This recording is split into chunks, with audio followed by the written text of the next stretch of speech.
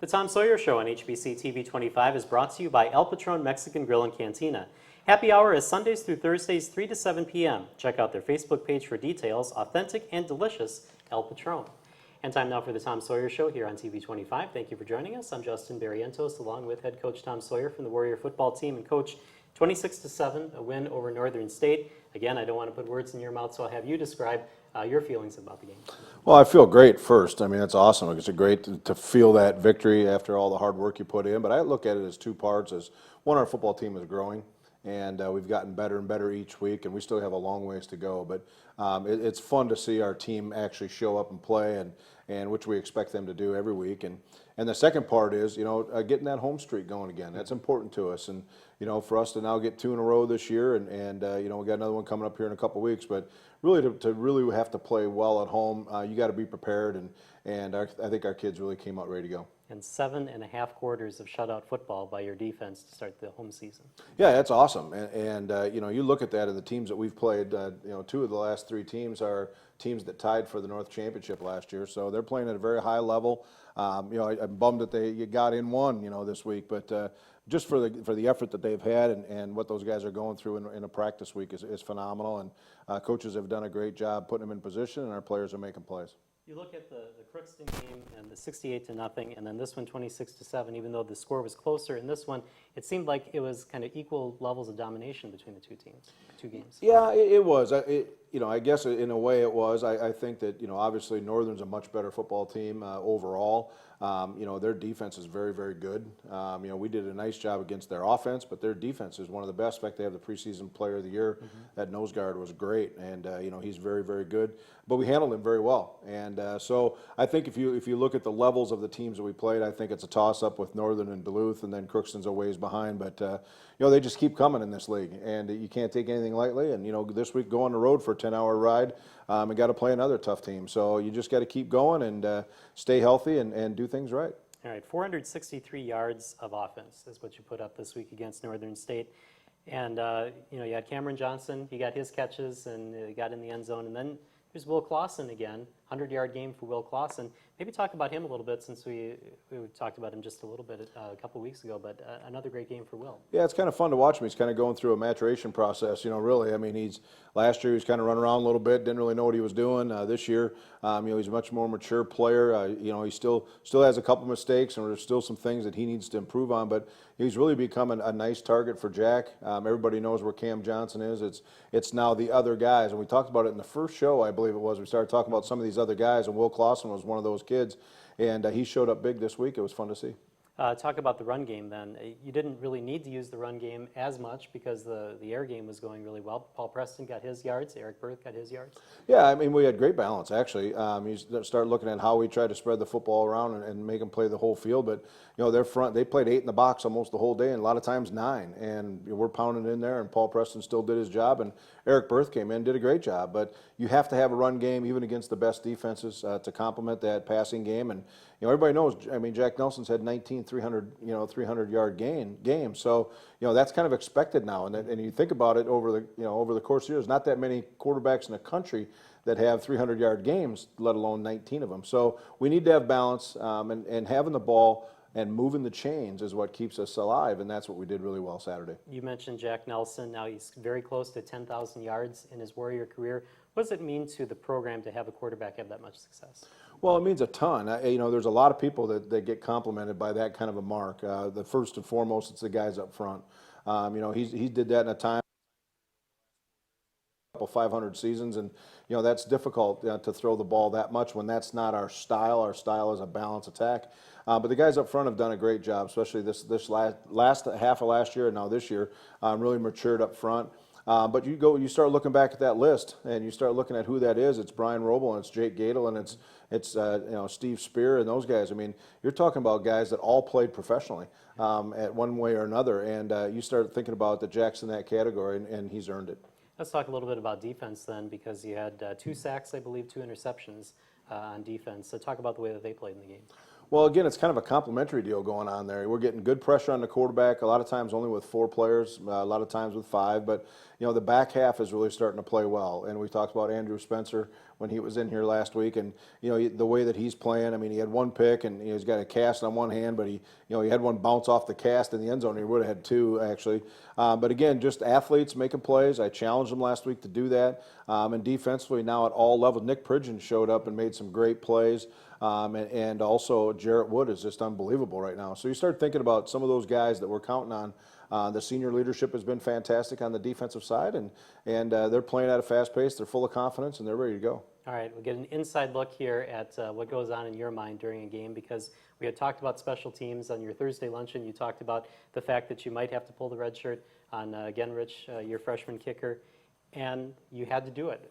At what point in the game did you make that decision? And even pregame, did you think McCauley would be okay to go? We had the plan going in all week. I didn't know if he was going to be ready to go or not. With pregame, we had a discussion. He went out and warmed up a little bit, and we thought he was good from 40 and in. And I said, well, we'll see how many swings you actually have to take to do that.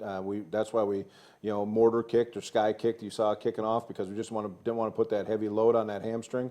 And I saw it on his second field goal attempt, and I could just tell by the way he kind of winced afterwards, and he walked off, and I said, hey, appreciate the effort, we're going to go with Nate, and went over and talked to Nate, and I said, hey, go play like a little kid, and he did, and he had a lot of fun, and that team was right behind him the whole way, so it was pretty fun experience. Yeah, I thought that was the best thing about it. I think it was on the second field goal, maybe it was even the first one. The team on the sidelines was jumping up and down like that was the game-winning kick, and yet it was just kind of one to ice everything else. But talk about that kind of team mentality where they're cheering for everything. Well, we've had a lot of really good teams, but this one's getting pretty tight. I mean, the kids are really excited about having each other do great things, and he is such a quiet, kind of unassuming guy that and you get a smile out of the kid, and it's like a major accomplishment. So he's growing, but he had the support of the team, and when those guys are jumping around, not only his freshman class, but even guys like Loudon Wood and some of our seniors were right there with him. That makes him feel good. His family was very proud after the game, and that's what being a Warrior is all about. All right, very good. Let's take a break here on the Tom Sawyer Show, and when we come back, we'll talk offense. Jake Grunholz will join us right after this.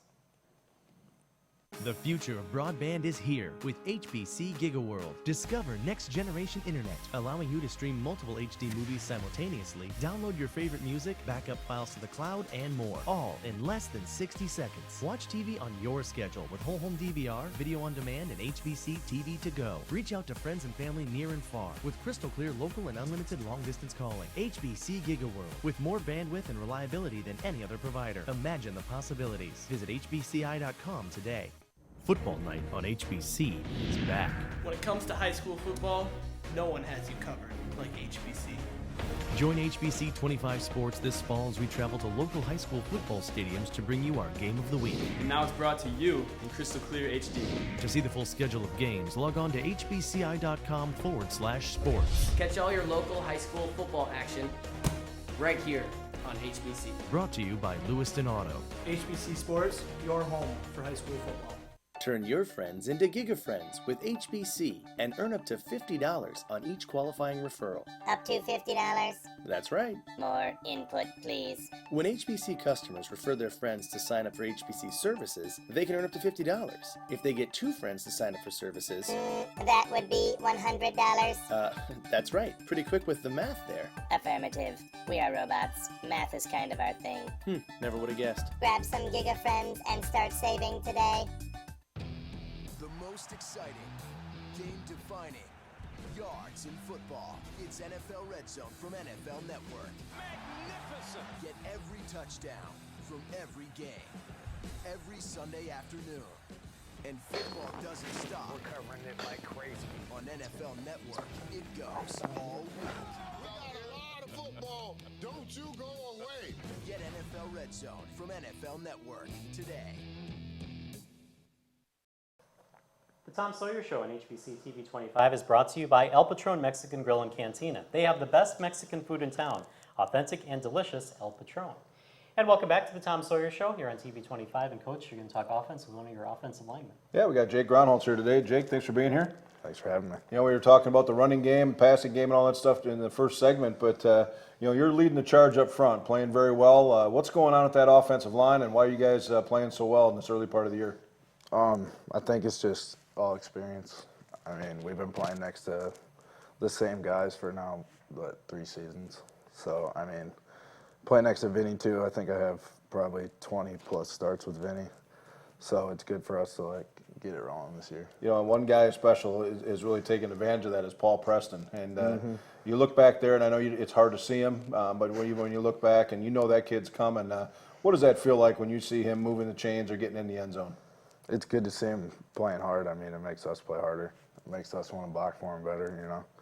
Just see him working. He works. He's a workhorse. He comes every Saturday to play, so that's good to see. You bet. We talk a little bit about playing offensive line, because as Coach said, if you're not there, you know, there's no passing game, there's no running game, and yet you're not in the highlights, your name isn't written about all that much, but you're an integral part of the team. So what's that like to play that kind of position? I mean, it's always been like that for me, so I guess I've known nothing else. And it's more about just, you know, playing with the guys that you like playing with and just playing for the love of the game. You know, when you get that group together, and you know the old Redskins call it the Hogs, and you know everybody's got nicknames for different things. What is it? Why is it special, and what is so special about this particular group of offensive linemen? Just like you were saying it, we call ourselves the Hogs, and we like to embrace that kind of wild hog mentality, which is just wild. Kind of just playing, running around, you know, having fun. You know, one of the guys that fits that mold as well is Coach Cunningham, and you've now had him 2 years because you've been through 3 coaches basically in your time here. Yep. And to have Coach Cunningham come in here and the way that his style is, it seems to fit with you guys. What's your perspective on that, and what has been the major change? He's just kind of more of a technician than what we've been used to in the past, and he fits well with us.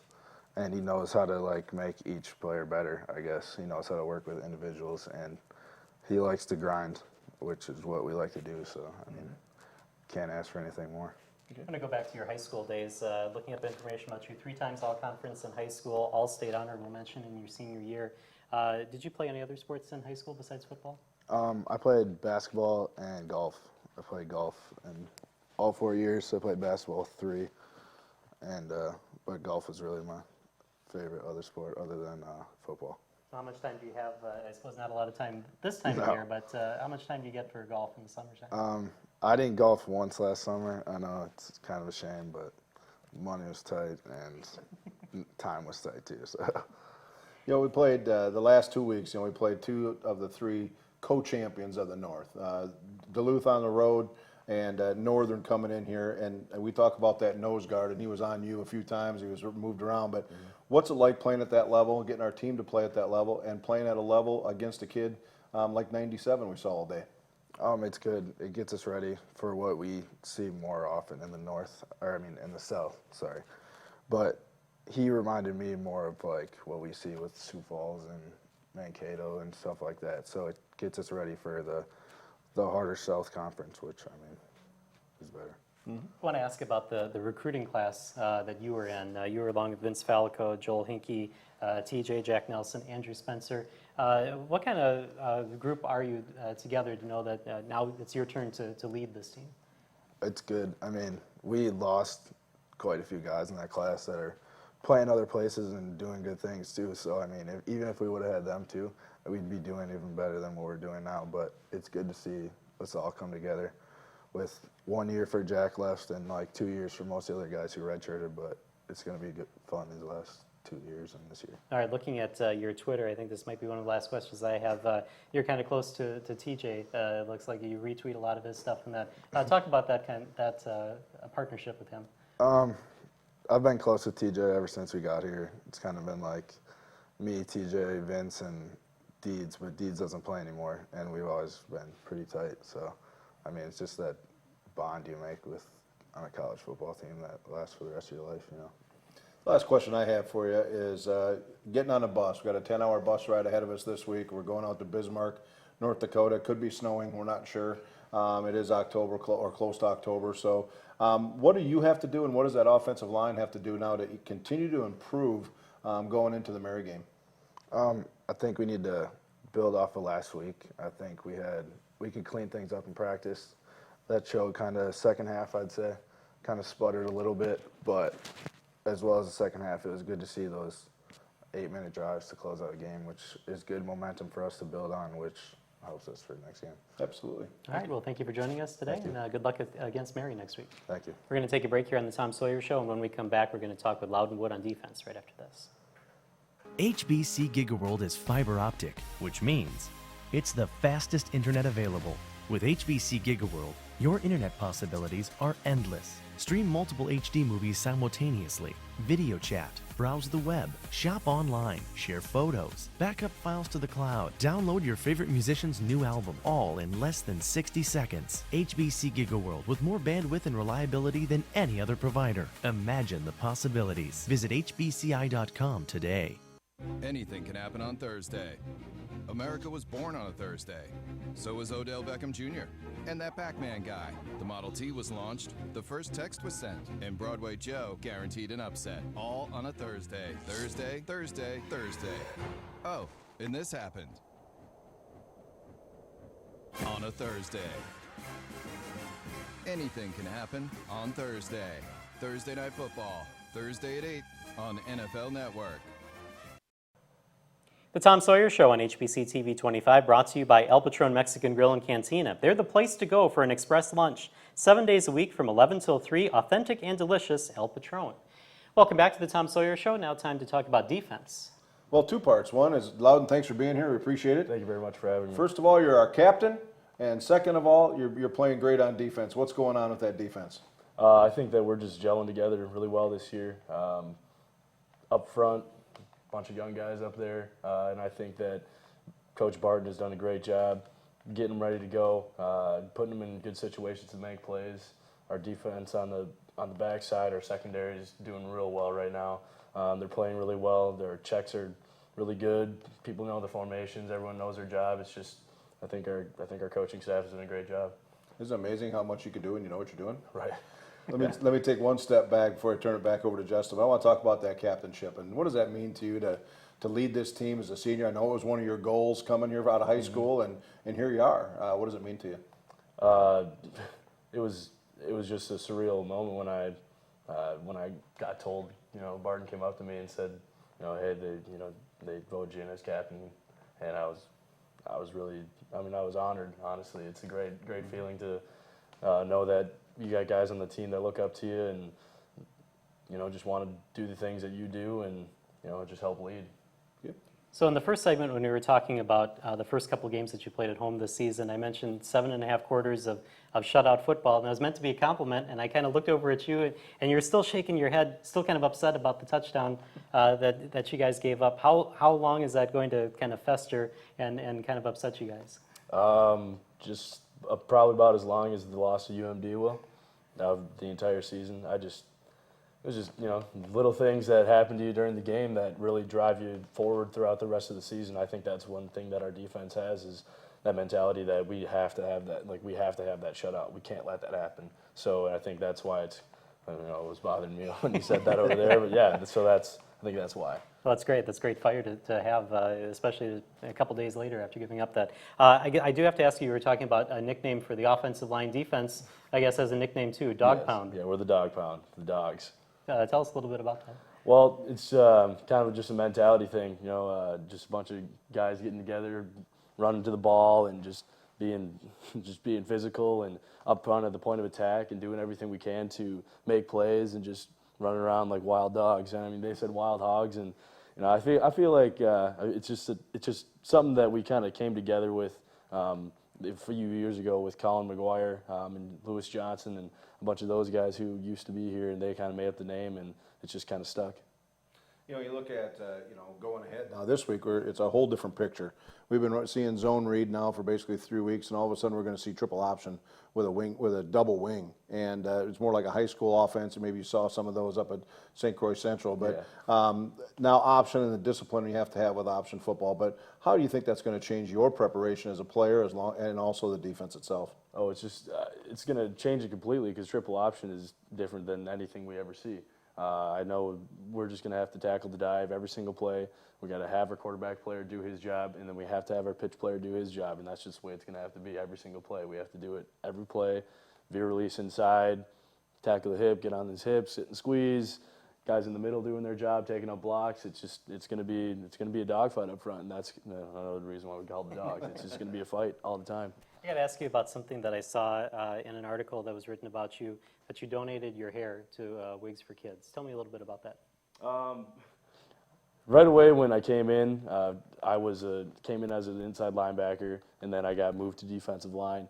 And Tyler Kubler had long hair, and a bunch of guys on the defensive line had long hair, and I said, all right, well, I want to go do this, and I want to grow out my hair. So I started doing it, and one of my goals was to actually donate my hair when I was done. So as soon as I got to the 12 or the foot long hair, and it was looking pretty gross at the end of it, but that was my goal, is to donate it, so that's what I did.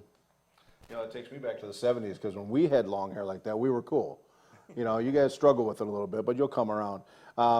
Loudon, the defensive line has been playing exceptional, and now here you are a senior, but we also got redshirt freshman kids playing.